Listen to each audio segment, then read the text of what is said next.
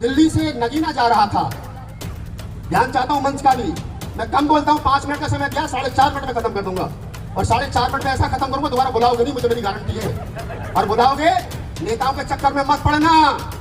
ये फूले अम्बेडकरी आंदोलन वर्तमान समय में सामाजिक आंदोलनों की वजह से मजबूत है। और ये बात ध्यान रखना, ये जो महिला शक्ति यहाँ बैठी है, ये जो गाने वाले बैठे हैं, हमारे जैसे बोलने वाले बैठे हैं, इसलिए आंदोलन चल रहा है। नेता सरेंडर कर चुके, इनकी औकात नहीं है वर्तमान समय में फूले अम्बेडकरी आंदोलन को बचा ले। अगर एमपी एमएलए बनने का मौका मिला, अगर लगा कि एमपी एमएलए बन सकते हैं तो बिल्कुल बनेंगे। उन लोगों को, मैं अगर राहुल नागपाल को एमपी एमएलए बनने का मौका मिला तो मैं बनूंगा। लेकिन जिस दिन मैं बनूंगा, समाज से हाथ जोड़कर अपील करूंगा कि मुझसे सामाजिक आंदोलन की उम्मीद छोड़ देना। मैं राजनीतिक हो गया हूं, मैं राजनीति करूंगा। गलती कहां हो रही है? गलती यहां हो रही है दोस्तों। राजनेता बनने के बाद में, एमपी एमएलए बनने के बाद में, जब आदमी ये कहता है कि मैं सामाजिक आंदोलन चलाऊंगा, तो फिर राजनीति कौन करेगा? भाई ये तो बता दे जरा। कौन सा राहुल नागपाल तू वहां भाषण देने के लिए गया हरदोई में, तेरे ऊपर 3 मुकदमे हो गए, तारीख पे जाता नहीं जाता, पैसा तेरे पास है नहीं है, तेरी घर में क्या नाम है, तेरी बच्ची पढ़ रही नहीं पढ़ रही है, उसकी फीस भरी नहीं भरी, तुम नहीं पूछोगे। तुम ये भी नहीं पूछते फोन करके कि राहुल नागपाल ये तो बता दे, तो तू यहाँ मोटरसाइकिल से चल के आया, तेरे पास राजेंद्र पाल गौतम की तरह ये हीरो का कृष्णा क्यों नहीं है? बताना जरा। मेरे पास भी नहीं है, मेरे पास बताना क्यों नहीं है? राजेंद्र पाल गौतम तो समता सेंटर में काम करते थे, तब तो इनोवा कृष्णा नहीं थी ना, आज है ना। पहला नहीं थी, आज है। ये सच्चाई है, इसको स्वीकार करिए आप लोग। मेरे पास नहीं है क्योंकि मैं समाज का 100% काम करता हूं। लेकिन अमेरिका के ब्लैक जो लोग से धैर्य के साथ बैठा हूं, क्योंकि मैं 10 दिन पहले फ्रॉम डायरी में नोट किया था कि राहुल नागपाल ये भाषण देगा। लेकिन मुझसे पहले वो लोग भाषण देकर के गए जिनका समाज से ज्यादा कोई लेना देना है नहीं। मेरे ऊपर 17 मुकदमे हैं देश भर में। किस बात के हैं? सिर्फ इस बात के हैं कि राहुल नागपाल हरदोई में गया था, ये कहेगा कि जो धर्म ग्रंथ तुमको मानव में एक समान की भाषा नहीं पड़ा, तो धर्म ग्रंथों को बम से उड़ा दो।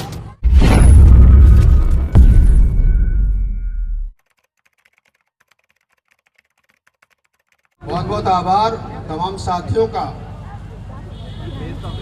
बहुत सारी बातें मन से कही गई, मैं पिछले 2-3 घंटे से नीचे बैठ करके सुन रहा हूँ, और जिनको मुझे सुनाना था वो चले गए। अमरीश गौतम जी, मैंने देश के 22 राज्यों में 1000 से ज्यादा प्रोग्राम किए, संसद भवन में खड़े होकर के 10 बार कविताएं सुनाई।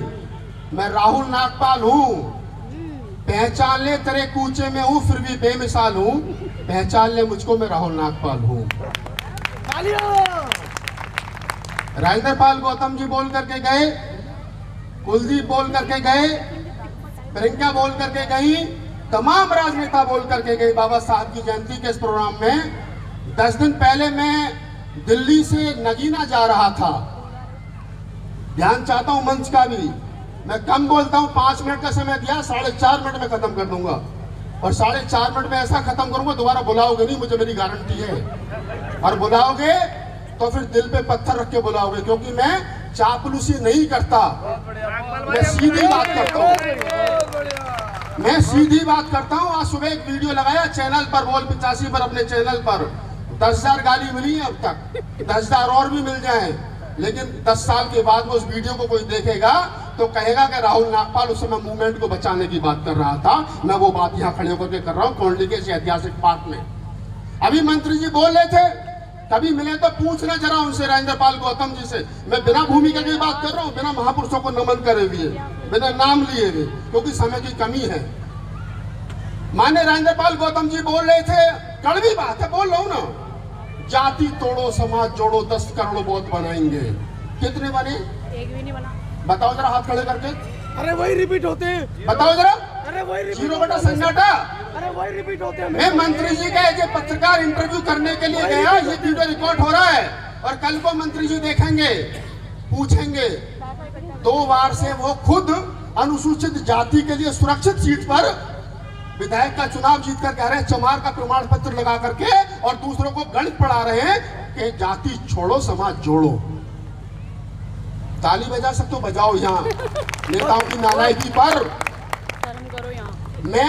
मेरे जैसे रतनलाल जैसे, लक्ष्मण यादव जैसे, रीतू जैसे जो 10-5 एक्टिविस्ट देश में घूम रहे हैं ना, हम लोगों के हाशिए पर क्यों रहते हैं? क्यों नेताओं की भाषा नहीं बोलते? क्योंकि मैं एमपी एमएलए नहीं बनना। मुझे तो कांग्रेस पार्टी बुलंदशहर से लड़ा रही थी, भाई साहब भी दौड़ में थे, अमरीश गौतम जी। राहुल गांधी जी ने खुद का, राहुल जी हम आपको लड़ाना चाहते हैं, मगर साहब रहे नहीं दो, क्या करेंगे लड़ करके? फिर मेरे वाला काम कौन करेगा? एक बात सीधी सीधी कह देता हूँ, बड़े भाई अमरीश गौतम जी बैठे हैं, नेताओं के चक्कर में मत पड़ना। ये फूले अम्बेडकरी आंदोलन वर्तमान समय में सामाजिक आंदोलनों की वजह से मजबूत है। और ये बात ध्यान रखना, ये जो महिला शक्ति यहाँ बैठी है, ये जो गाने वाले बैठे हैं, हमारे जैसे बोलने वाले बैठे हैं, इसलिए आंदोलन चल रहा है। नेता सरेंडर कर चुके, इनकी औकात नहीं है वर्तमान समय में फूले अम्बेडकर के आंदोलन को बचा ले।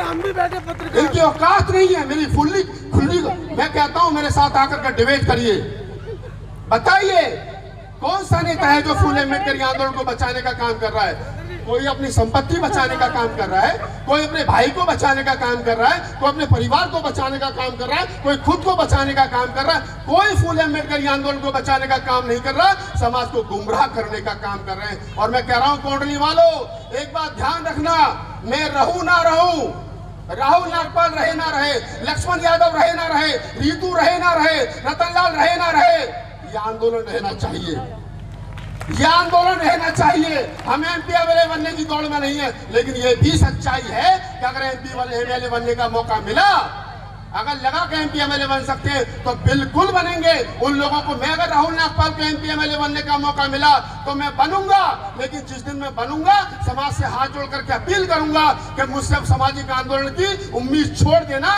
मैं राजनीतिक हो गया हूं, मैं राजनीति करूंगा।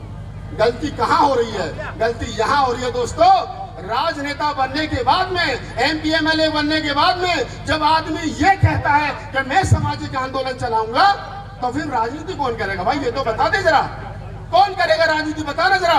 राजेंद्र पाल गौतम अभी लंबा भाषण दे करके गए, कल को मेरा वीडियो देखेंगे तो हो सकता है मुझे फोन भी करे। आप मंत्री थे, आप मंत्री थे, दिल्ली सरकार में 1000 करोड़ से ज्यादा का बजट एससी एसटी वेलफेयर का होता है। तुम्हारे 7 साल मंत्रालय रहते हुए एससी एसटी वेलफेयर का बजट कहां खर्च हुआ? इस बात का जवाब दो। तुम नहीं दोगे तो कौन देगा? बताओ मुझे जरा इस बात की। 60 साल के बुजुर्गों की, अमरीश गौतम जी, 60 साल से बड़े बुजुर्गों की पेंशन नहीं बन रही है, एससी एसटी के बच्चों का वजीफा नहीं मिल रहा है। तुम मिनिस्टर हो, तो राहुल नागपाल एज ए पत्रकार तुमसे इंटरव्यू करता है तो तुम कहते हो कि नहीं 1 करोड़ बहुत बनाएंगे। अरे बहुत बनाने का काम भाई बहुत भिक्षु कर लेंगे, ये भारतीय बौद्ध महासभा वाले कर लेंगे। तुम राजनीतिक हो तो पहले ये बताओ कि हमारे हिस्से का पैसा कहां जा रहा है तुम्हारी देखरेख में। इसका मतलब तुम भी केजरीवाल के साथ शामिल हो। अगर नहीं हो तो बताओ मुझे, फिर मेरे हिस्से का पैसा गया कहां? नहीं पूछोगे? Shem Shem Shem. क्यों नहीं पूछोगे भाई? कब तक ये लच्छेदार भाषण सुनते रहोगे? हो सकता है कल मुझको भी धमकी मिले। मैं इस प्रोग्राम में इसलिए रुका, मैं सच बता रहा हूँ। आज का मेरा प्रोग्राम हाथरस का था, हाथरस वालों ने मुझे मेरे प्रोग्राम के लिए 2 दिन लेट प्रोग्राम किया।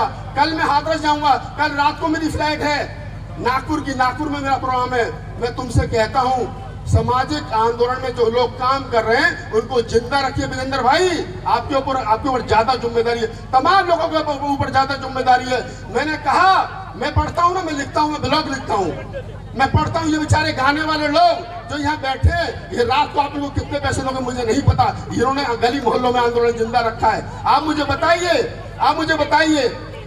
मैं अमेरिका गया, अमरीश गौतम जी, मैं अमेरिका गया, मैंने देखा कि अमेरिका में ब्लैक्स जो हैं, अमेरिका के जो ब्लैक्स है ना, काले, उन्होंने कभी ये नहीं कहा कि हमें इस देश का हुक्मरान बनना है, कभी नहीं कहा। उन्होंने हमेशा टेबल पर बैठ करके बात की, सरकार जो भी हो, सरकार में हिस्सेदारी की बात की। हमारे दिमाग में साला गलत फहमी हो गई, हमने कह दिया कि नहीं हुक्मरान बनना है। इस हुक्मरान बनने के चक्कर में ज्यादा नुकसान हुआ है हमारा, इस हुक्मरान बनने के चक्कर में ज्यादा नुकसान हुआ है हमारा। मैं कहता हूं तुमसे एक बात याद रखना, अमेरिका के ब्लैक्स का जो आंदोलन लोग रोड पर लड़ते हैं, मैं हूं activist, Ratanlal activist, Chandrabhan activist, जितने लोग एक्टिविस्ट थे हम लोग। कभी आपने पूछा कि राहुल नागपाल तू वहां भाषण देने के लिए गया हरदोई में, तेरे ऊपर 3 मुकदमे हो गए, तारीख पे जाता नहीं जाता, पैसा तेरे पास है नहीं है, तेरी घर में क्या नाम है, तेरी बच्ची पढ़ रही नहीं पढ़ रही है, उसकी फीस भरी गई नहीं भरी, तुम नहीं पूछोगे। तुम ये भी नहीं पूछते हो फोन करके कि राहुल नागपाल ये तो बता दे, तो तू यहाँ मोटरसाइकिल से चल के आया, तेरे पास राजेंद्र पाल गौतम की तरह ये